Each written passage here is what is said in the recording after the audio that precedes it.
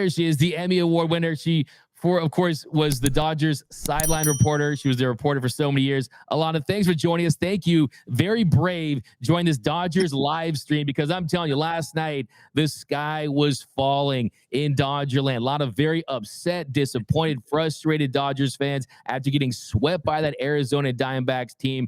And really the first question I have for you, Alanna, is you get swept by this Diamondbacks team. And I think there's a couple ways you can look at it. Yeah, baseball is a crapshoot. The Dodgers dealt with so many injuries, but still, it's an 84-win team that the Dodgers were more talented then. But how do you make sense of this most recent postseason collapse by the Dodgers, Alanna? Hi, guys. It's good to be with you. Unfortunately, not under these circumstances, but the bottom line is we didn't hit. You have Mookie Betts and Freddie Freeman, two MVP caliber players, obviously, that went, they had one hit combined.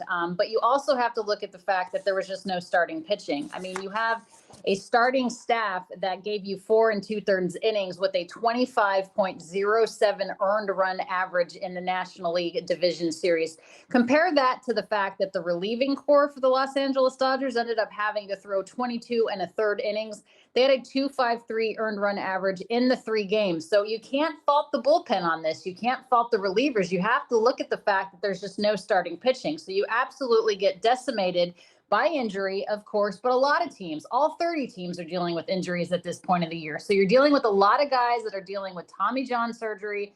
Obviously, Walker Buehler couldn't come back in 2023 like we had hoped. You have, Tony Gonsolin on the IL with issues. You have Dustin May on the IL with issues. And then you're forced to bring up guys that aren't ready to pitch at the big league level quite yet. I think Bobby Miller is going to be a fantastic starting pitcher in the future. I look at him and I see Walker Buehler, but I don't know that he was necessarily ready to pitch in Game 2 of the NLDS. I think you're forcing guys to have to come up early out of necessity, out of injury. I get it. But at the trade deadline, the Dodgers really needed another frontline starter, perhaps 2 frontline starters. To give Andrew Friedman credit, obviously they went after Eduardo Rodriguez. He decided to say, you know what, I'm going to stay in Detroit. He has that right. It was in his contract. He had a no trade clause. Los Angeles is one of the places that he said he didn't want to be traded to, and good for him. If that's the way you want to be, I never fault the player for exercising his protections. But I said this the entire season. The Dodgers did not have enough starting pitching, coupled with the fact that they didn't hit at all. That's not a winning formula. So, yes, the Diamondbacks won 84 games. The Dodgers win over 100. But baseball is all about playing the best brand of baseball at the right time. The Diamondbacks did that. Unfortunately, the Dodgers did not. Absolutely. And you look at the starting pitching, as you mentioned, 4 2/3 innings. That's not going to get it done.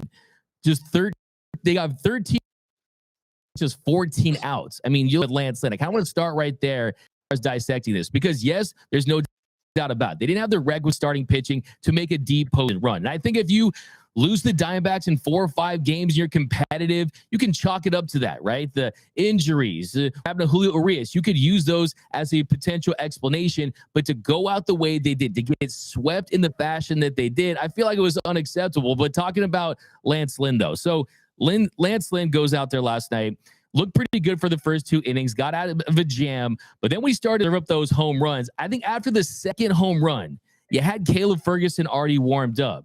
They get down there to want to go through some of those righties. Do you agree with his decision to leave him out there as long as he did, to make MLB history the wrong way? He had the do-over home run by Moreno there. I mean, the first time ever in big league history, he had 4 home runs served up in 1 inning. So what are your thoughts on the decision to leave him out there to continue to serve those dingers? I mean, I think it goes back to the fact that the bullpen had already been eating up so many innings. You're hoping that you can force the series to go on, right? You're hoping that you can have a guy have to kind of take one for the team and eat up some innings because your bullpen's already been decimated in the first 2 games. So let's say the Dodgers were able to salvage Game 3. You're still trying to have enough bullpen arms and enough relief to be able to get through a Game 4, hopefully, to get to a Game 5, hopefully. So you can't just manage for the situation in the moment. You're trying to also manage for the remainder of the series, provided that you can get there. So again, I have said this all season long. I mean, nobody loves the Dodgers more than I do, but they did not have enough pitching to get to where they needed to get. And you also have to remember, again, with coupled with not hitting, what are two key pieces, in my opinion, that the Dodgers were missing in the lineup? Our lineup is very top heavy.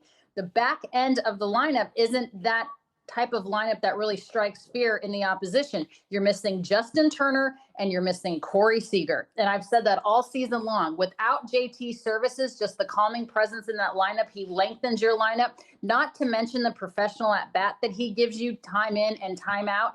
And you have the veteran presence and the leadership in the clubhouse that can't be quantified. Look at what Corey Seager's doing right now for the Texas Rangers. Had it not been for Yandy Diaz, not playing on the last day of the season, Corey Seager would be your batting champion. He could very well end up being a CS MVP or a World Series MVP if they actually get to that point. So listen, this was just not the Dodgers' year. I actually applaud. I see a lot of the comments about fire Dave Roberts. No, this, in my opinion, this is one of the better years of Dave Roberts managing, considering all that he had to deal with as far as the decimation of the Dodgers starting rotation. This is one of the better jobs I think he's done managing. I think what failed us was that we didn't necessarily have the proper pieces when everybody went down. We needed a couple of big frontline starters to come. And again, to be fair, it wasn't like there were a billion great arms and great choices out there to be picked up at the trade deadline. So, this is the good thing is, I guess, you got some of your young arms and some of your young players, some big league experience for the future. But to be swept by any team, especially a team in your own division that you've dominated over the course of recent history, is a very embarrassing way to go out. Absolutely. I love that you bring that up. The fact that this team, yes, they had so many rookies, right? You had 9 rookie debuts. You got them valuable. Unfortunately, Bobby Miller, he wasn't ready for it there in game 2. And at the end of the day, there wasn't that many names available. I mean, they tried to get a Max Scherzer. Verlander. Both those guys had no trade clauses, and they didn't want to be Dodgers at the end of the day. Corbin Burns wasn't available. Dylan C still had a couple years of team control, and the price was very high, and there was guarantees they were going to trade him. So, yeah, sometimes those pitchers aren't out there, and you combine that with injuries, what happened to Julio Urias, it definitely was very tough. Their backs were against the wall. But I think when you look at this offense, Alanna, what makes me is you mentioned Corey Seager and Justin Turner. A lot of those guys that were core members of this team that had deep runs, that won a World Series. You talk more guys that 100 RBIs. They combined this series to go. They go 5 for 42 this series. And Will Smith had 5 hits all by himself. Those guys didn't show up. You talk about runs, like everyone always says, okay, runners in scoring position, this and that. Yeah, I understand that, but it wasn't necessarily just that. It was that they didn't create those opportunities. They went 4 for 17 of the runners in scoring position, only created 17 opportunities in 3 games. That's less than 6 per game. They averaged 11 per game in the regular season. So it felt like what could go wrong did go wrong for the offense and for the starting pitching. The bullpen, they're like your honor roll student, right? They were your favorite child. They were phenomenal. They kept them in this series all season long. But I think for this offense not to show up, it has to start with Mookie Betts. And Alanna, how can you explain Mookie going 0 for 11 in the NLDS? How can you explain the last 3 series, the NLCS in 2021, the DS last year against the Padres, and this year going 6 for his last 48? It feels like he just really struggles in the postseason. What do you make of that? Well, I mean, he said it himself at the end of the game last night. He said in the postseason or the postgame stuff, said that he takes full responsibility that he didn't do anything to help this team win. And I'm paraphrasing. I'm not trying to put words into Mookie's mouth, but it was something of that effect. Yeah, I mean, again, you have to play baseball at the right time. The way that you need, the brand of baseball that needed to be played wasn't played. And both Freddie Freeman and Mookie Betts didn't perform up to their capabilities. And they know that. Again, it's all about rhythm and timing. That's what this game is. And I know a lot of people are saying, oh, the layoff, this, that, and the other thing. Well, you know what? The Astros had layoffs. And I know Dodger fans don't like the Astros. I get it. But whether you like them or not, they have been in the ALCS the last 7 years or something like that, some ridiculous number. So, and I heard people saying, the playoffs are a crapshoot. No, they're not. Look at the Astros. So, Jerry Dipoto of the Seattle Mariners came out and said, as long as they win 54% of their games over time, that's going to be an easier way to win a World Series for their fan base. Fan bases don't want to hear that. Fan bases don't want to hear that you're trying to win 54% of your games. It's a situation where the Dodgers have had so much firepower and so much depth of pitching over the course of the last decade that we become accustomed to this team going to the postseason. And anything short of a World Series appearance is a failure in the mindset of the fan base and the mindset of the organization, I would imagine. But they didn't play baseball to the level that they are used to playing it at the most critical time. And give credit to the Arizona Diamondbacks. You know, nobody gave this club a chance, and they have yet to lose in the postseason 2023. So, you know what? How deep will they go? I don't know. I think whoever comes out of that Phillies Braves series alive is going to obviously be the one that ends up going to the World Series. I think that series is far more difficult than this bracket of the DS. But I think that the Dodgers just hit a skid at the absolute most inopportune time of the season. 100%. And you look at that Diamondbacks team, I think that not a lot of Dodger fans are giving them enough credit. As you said, they're undefeated so far. Their approach at the plate, they're not expanding the zone. They're hitting everything hard. It seems like they're playing great defense. They're aggressive on the base pass in certain situations. I think Torey Lovullo is pushing all the right buttons and pulling the right levers.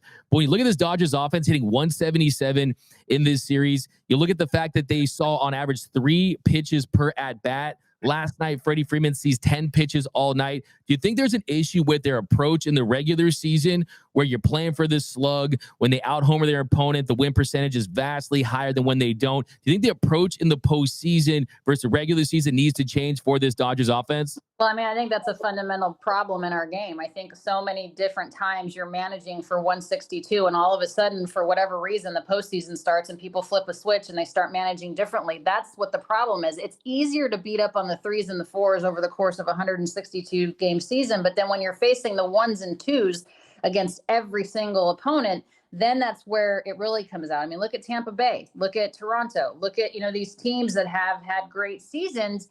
And then all of a sudden in the postseason, they don't know how to manage, or they forget how to hit, or, they can't get out of their own way, or their starters can't go deep into a ball game. This is what I love about the Phillies and the Braves series. It's like you have 2 old school managers who and I love the Rangers too. I love Bruce Bochy. And I know Dodgers fans don't want to hear it, but the man does have 3 World Series rings with the San Francisco Giants, and he may very well take Texas back to the World Series. But they're old school managers that don't allow, there is a place in this game for analytics and sabermetrics. I can appreciate that. However, there's something to be said about an eye test. I love the fact that Dusty Baker kept Jose Urquidy in the game yesterday. I love the fact that, you got to go with your gut and trust some of these guys to get out of their own trouble. I think we're so quick, if a guy gets on base or there's traffic on the bases, to automatically want to yank a guy out of the game. It's ridiculous. Like, you've got to let these guys face some adversity to be able to get through it, to build that character and at least have that experience and put that on your resume. I just, I don't know. I'm on the Phillies train now, big time. Obviously I wanted the Dodgers to go and win the World Series. I love that team. I always will love that team. I had 7 amazing years there, and I will always bleed blue. But, there's got to be some sort of urgency of what, we can't take these teams lightly. We can't overlook anybody, because Arizona, maybe making their way. I don't think they'll get to the World Series, but they got a lot further than anybody anticipated that they would. And they have a much smaller payroll. They don't have the same type of major superstar names that the Dodgers have. And again, they can pitch. And when it comes to this time of the year, you better know how to pitch and you better know how to defend. Yeah, you have to 100%. And it looks like to me that this Dodgers team, you don't have that plan B. Look, they got out-homered in this series 9-1. And when you're not hitting home runs, you don't have that other club in your bag that you can go to manufacture offense. Is deer in the headlights. And these guys start swinging for the fences. Last night, Chris Taylor, that fly ball to deep right center field would have been a home run in 22 out of 30 ballparks. But I think in that situation, it feels like they're so trained to try to get it all back in one swing, to try to win with the slug. That really hurts them late in games. And we've seen this again and again. Now, did want to kind of circle back and ask you about this format, because last night, Dave Roberts, he kind of tiptoed around it. Mookie Betts, when he was asked about the format, said no comment. Now, we know baseball is an everyday game. You want to have that rhythm, but it does feel like teams like the Orioles, the Braves, the Dodgers, they just forgot how to hit fastballs with this layoff. And I know the Astros, they're the gold to the model franchise in baseball, in my opinion, with their consistency, the way they develop, how they're competing for titles. And they're the team that had the layoff and didn't affect them. But what do you make of that? Do you think that baseball might have an issue with this layoff here?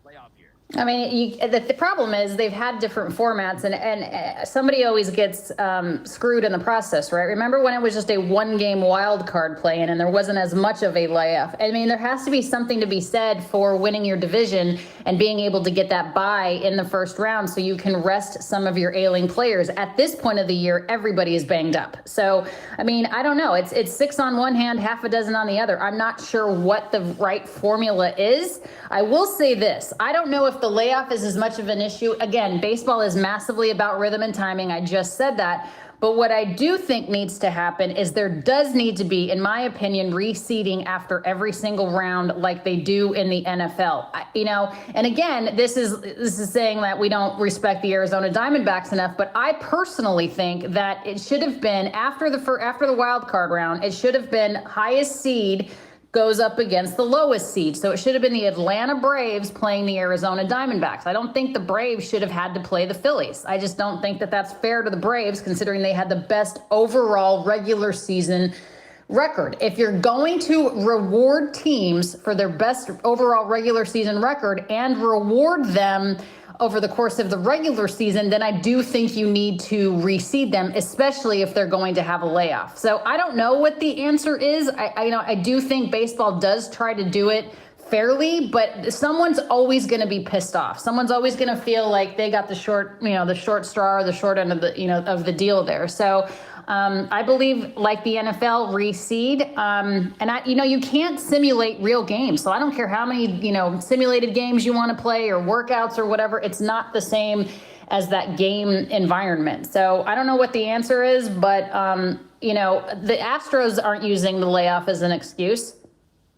Yeah, and that's the one kicker there. They won last year. They're having success this year. So I think that's the example. I think it's a small sample size, too. You're only a couple years into it. So maybe it'll change in due time, but they have to find a way to get that rhythm.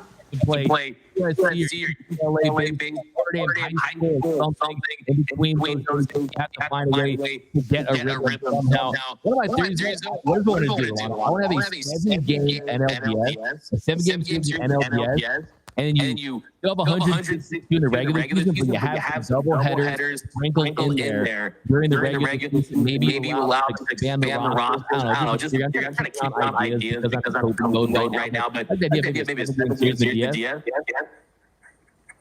I don't know. I don't have the answer. I mean, you have to be careful too about adding more games. I mean, this is a very, very long season. 162 games is a ridiculous amount of games. If you keep piling on games, I mean, I think you just have to think about the health and safety of the players too. I know some people said that, the teams that get a bye should have a different amount of games to play. Well, that's not fair either. I mean, there's got to be a way, and I don't know what it is. I mean, I don't get paid enough to figure it out. That there should be a system or a tournament style thing that we're doing now that is fair, that maybe there isn't as much of a layoff, but there is a reward for winning the division. The best thing that probably happened to the Texas Rangers was not winning the division, because they had to keep going, and they're undefeated so far in the postseason. So you never know. I mean, you look at the Astros who had the layoff, they're doing really well. You look at the Rangers who didn't and lost the division, and they're undefeated. So who knows? I don't know what the answer is. Yeah, it's fun to talk about. Let the Warriors team, if they want to stay in the wild card, that's interesting. But we'll just circle back to starting to ask you about things. That after start, Singular his last and I think he was pitching not at 100%. It was an unfortunate outing. But what's your read on it? You think he's going to retire? I hope not. You know what? The thing is, Clayton Kershaw has earned the right to make the decision in the time in which he wants to make it. I would be very surprised, and I'm just completely speculating, I would be very surprised if he doesn't retire as a Dodger. So if he's not ready to hang it up, I think he comes back to LA, and the Dodgers would welcome him with open arms, and so would I. I don't anticipate that he would finish his career in Texas, just because I think there's something very special about having an entire Hall of Fame career, which he will be in the Hall of Fame, first ballot, an entire Hall of Fame career in one uniform. Obviously, I know he's born and raised in Texas. I get it. His 4 kids are growing up. They're all in activities. They're doing a bunch of stuff. But, the Dodgers have been incredibly good to Clayton, and obviously Clayton's been very good to and for the Dodgers. But, I'm sure he's not going to want to go out as that game 1 as his final performance. But Clayton's priorities are different now. He's changed. He's a different player than he was when he was drafted. I don't think he's done. And if he's not done, I certainly hope he finishes in a Dodger uniform. I agree. He's not going to bring Dallas, Los Angeles. He's going to finish his career in LA. But as far as the fallout from the series, talked about you get swept by this Diamondbacks team. You underperform. Do you think heads will roll? Do you think any hot seats will get turned up? Do you think Dave Roberts will get replaced? Do you think it replaced hitting coaches? Do you think it will be the same group at the end of next year? Considering that you did win 100 games, but no one expected you to. It's only rookies and injuries. Do you think that once the emotions kind of die down for the fan base, that it'll be really business as usual, and they won't look to really switch things up as much as possible? I mean, you can't flip a complete 180 on a team that has gotten to the postseason, 11 of the last 12 years. I know that the results are disappointing, but the same people that put together these amazing teams and rosters and manage them to the postseason, you can't all of a sudden want them to go. What I think the Dodgers' biggest opponent was this year, honestly, was injury and health. They just didn't have the depth in their pitching to sustain all of the injuries that they were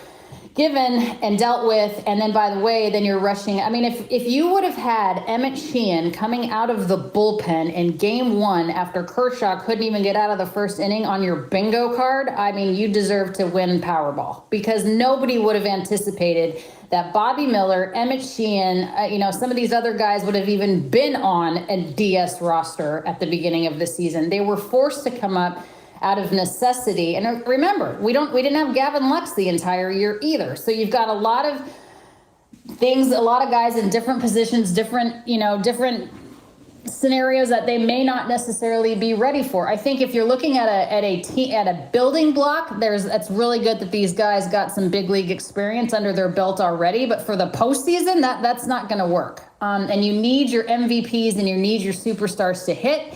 And you need those people that are going to be given the ball to start the game to go deep into the game. I mean, Bobby Miller, again, I think he's going to be a really, really good pitcher. He looked like he was just a deer in headlights. He didn't know what the hell hit him. I mean, obviously, Kershaw, with the narrative that he can't pitch in the postseason, I do think he would have pitched a lot better in game 4 had they gotten there.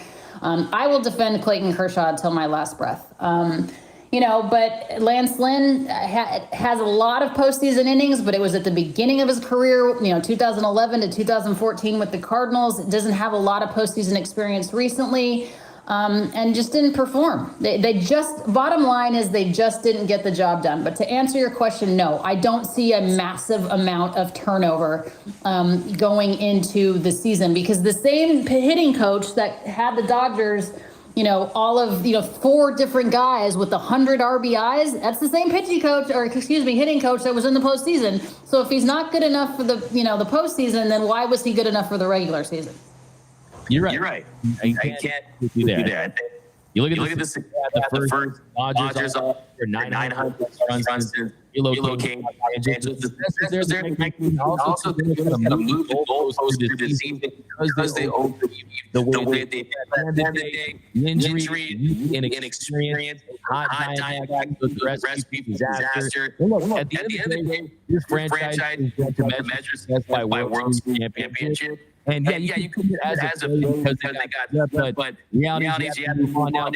What give me one thing? And it's like last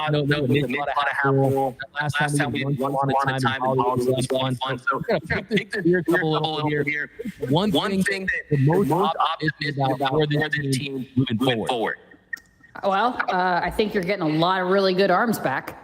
I mean, I think you think about the fact that you'll get Walker Buehler back for a full year. I mean, that's a massive ace going back into your rotation.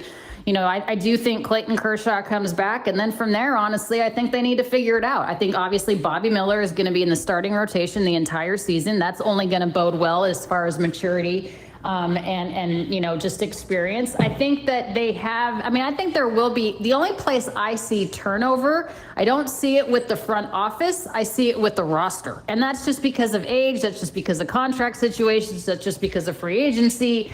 You know, they need to figure out what the future is. And you know, James Outman, I love him as a player, didn't like the at bat in the 6th inning in game 2, but I love him as a player. And I think he's has massive upside. So I do think that's where the change is. The positive is it's the Los Angeles Dodgers. And I know that we want to win every single year, but I do think we as a fan base are incredibly spoiled. And I don't think we understand that not every franchise is a perennial contender. And while I know we want 98 rings, it doesn't work that way. So I think that's a reason to be optimistic, is you always, as a fan of this team, you always have a shot. You always have a chance to be in the postseason. And there's only a handful of organizations that can. I agree with you 100%. Dodgers fans